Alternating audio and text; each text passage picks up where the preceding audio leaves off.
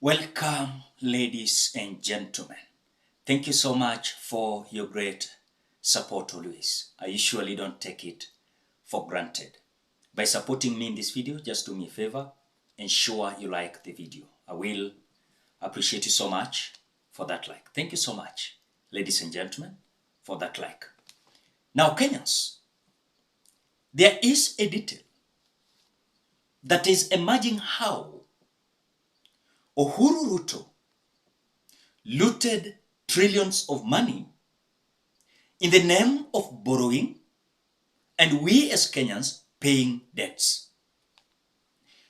According to the actuals and assumptions we are having, in between 2013 and 2023, that is this is just 10 years, the governance of Uhuru Kenyatta and William Ruto. Uhuru Kenyatta was the president, William Ruto was the deputy president. According to the government expenditure, we are being told that was 14.6 trillion Kenya shillings. The KRA, the Kenya Revenue Authority collections or actuals, was 13.3 trillion Kenya shillings.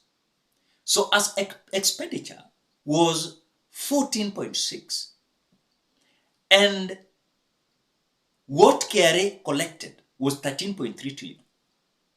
We are having a deficit of 1.3 trillion Kenya shillings. Now, according to the Kenya Kwanza government, wangekuja kukopa 1.3 trillion Kenya shillings because that was what they wanted. Hiyo ndio kitu walikuwa wanataka. But as far as we are concerned, hao watu kuliko kuendea 1.3 trillion Kenya shillings, waliendea 7.7 trillion Kenya shillings. In other words, they borrowed more than what we wanted because we wanted 1.3, ndio ilikuwa deficit.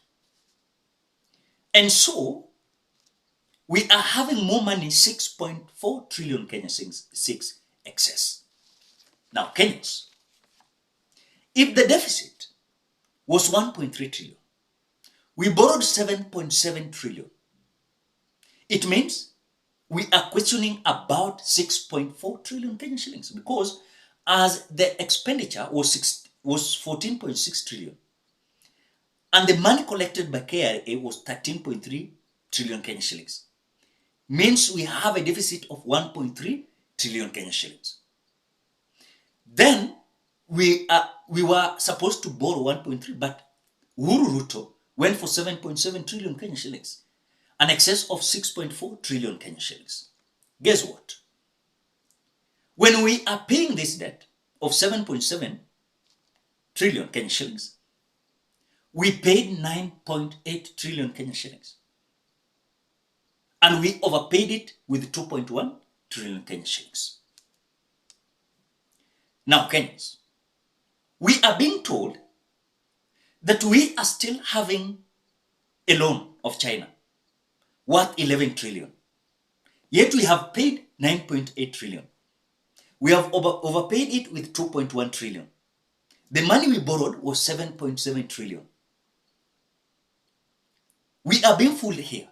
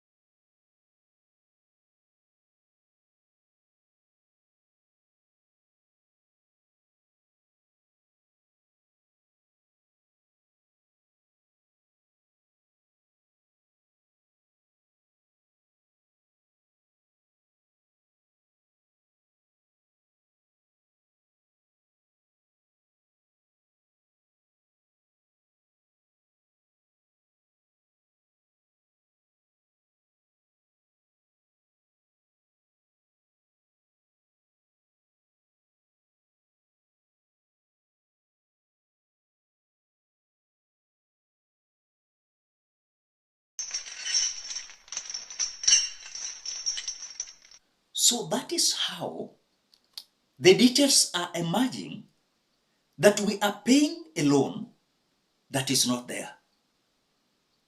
I asked you here very clear, Kenyans.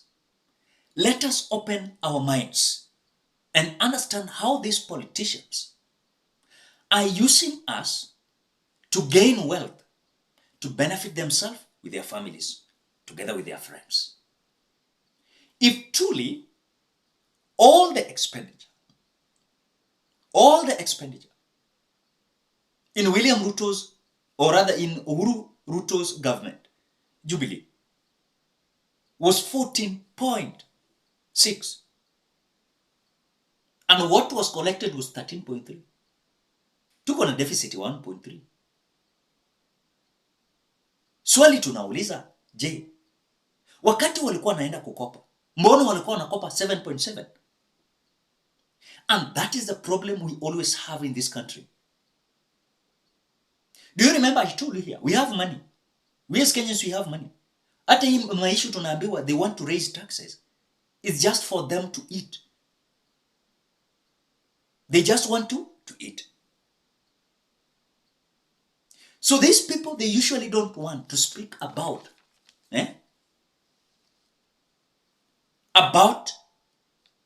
the expenditure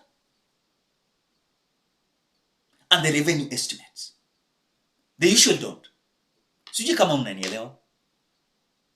Huwa hawataki kuongelea about government expenditure and government estimates. Hawataki kuunganisha na ongelea ili wajue ni nini Wakenya wanataka. Sasa nikuulize siku ya leo. Let me ask a simple question.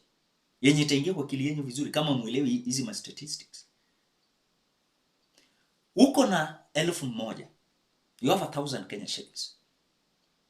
And this a 1,000 Kenya shillings. Unaenda na shopping. Hiyo shopping yako ni expenditure. Sawa? Hii expenditure yako,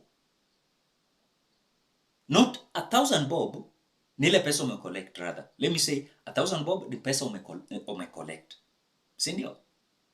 But expenditure yako ni 1,200.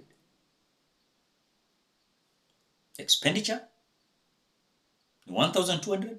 Yenye umecollect uko nayo kwa mfuko ni 1,000. Deficit hapa ni pesa ngapi? 200. Wacha nikuulize swali.